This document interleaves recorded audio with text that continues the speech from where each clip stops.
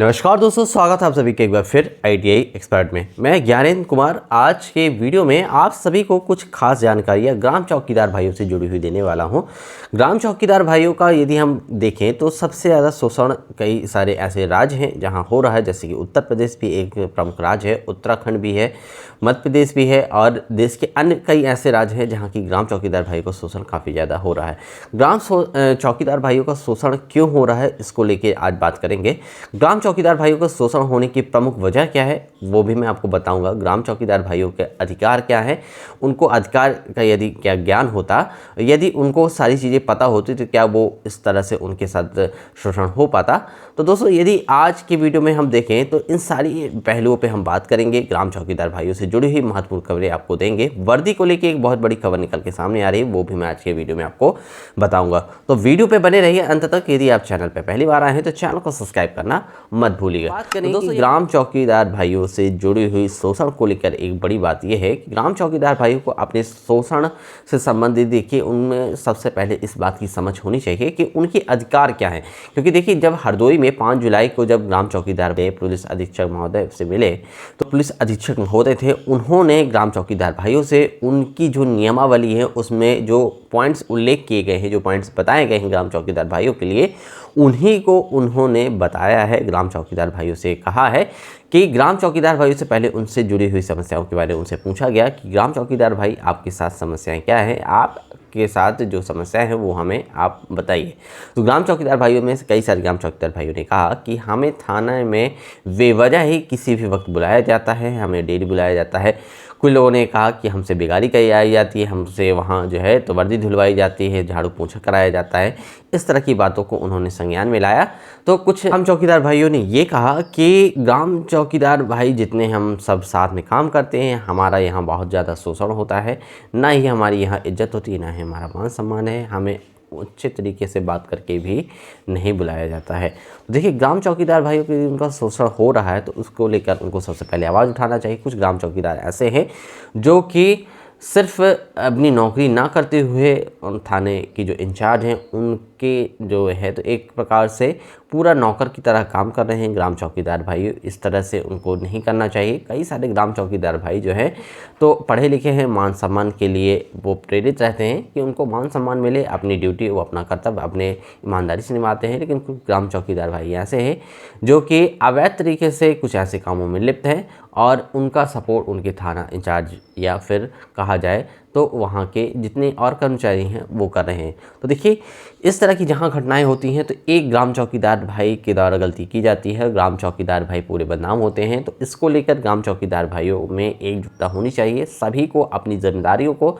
सभी ग्राम चौकीदार भाइयों को अपनी जिम्मेदारी है जो वो अच्छे ढंग से निभाना चाहिए। ग्राम चौकीदार भाइयों को जब ने उनसे कहा कि देखिए आपको हफ्ते में 2 दिन ही आना है, हफ्ते में 2 दिन आना है, एक 24 घंटे की आपको पूरा दिन आपको थाने में देना होगा, इससे ज़्यादा दिन आपको नहीं आना है। इस हिसाब से महीने में आपको 8 से 9 दिनों के दिन ही आना है, हाजिरी लगाना है। और ग्राम चौकीदार भाइयों को जहाँ ये कहा जाता है कि आपको डेली आना है तो वहाँ आपको इस चीज़ का विरोध करना चाहिए।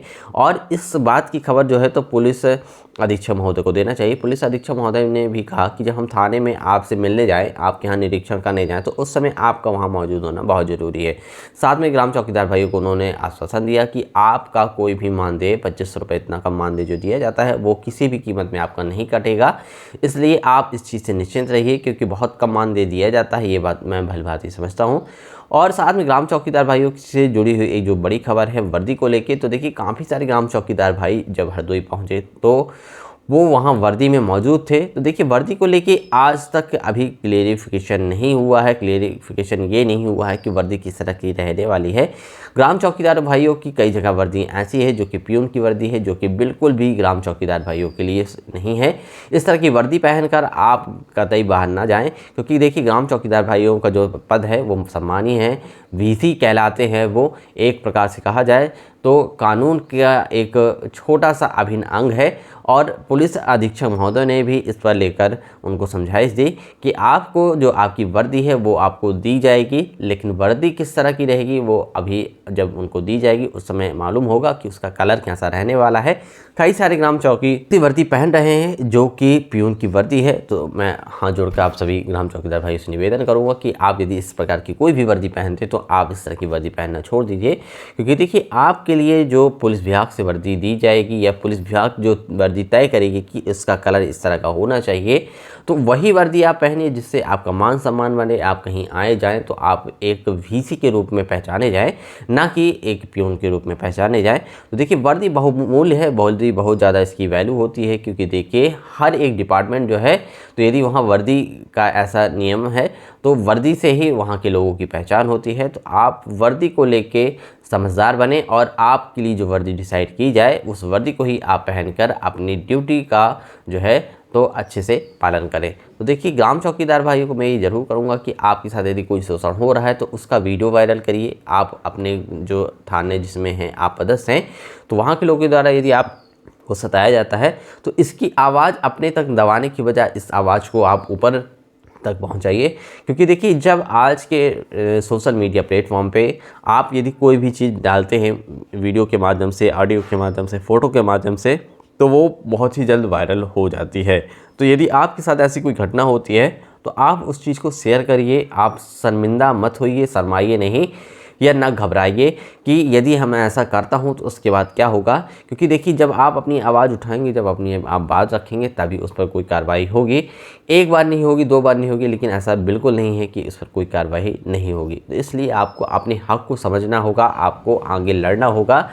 और ग्राम चौकीदार भाई आप अपनी खुद की एक ऐसी यूनिटी बनाएं, ना कि इसमें कोई ऐसा राजनीतिक दल सक्रिय होने पाए, ना ही आप किसी राजनीतिक दल से जुड़कर अपने जो हक है उनको लेकर आप लड़ाई जो लड़ रहे हैं, ऐसा बिल्कुल भी नहीं होना चाहिए कि कोई भी राजनीतिक दल आप सभी का यूज़ कर पाए। तो आप सबको अपनी यूनिटी बनाना है और आगे आपको खुद से लड़ना होगा, सब आपको काम खुद से करने होंगे, क्योंकि देखिए ये अधिकार आपको मिलने वाले हैं, इसलिए सबसे पहला फ़र्ज़ आपका बनता है। तो दोस्तों आज का वीडियो आप सभी ग्राम चौकीदार भाइयों के लिए खास रहा हो तो वीडियो को लाइक करिएगा, शेयर करिएगा अपने दूसरे ग्राम चौकीदार मित्रों के साथ, और यदि आप चैनल पर पहली बार आए हैं तो हमारे चैनल को सब्सक्राइब करना मत भूलिएगा। तो मिलते हैं फ्रेंड्स एक नई जानकारी के साथ एक नए वीडियो में, तब तक के लिए समस्त ग्राम चौकीदार भाइयों को मेरा प्यार भरा नमस्कार।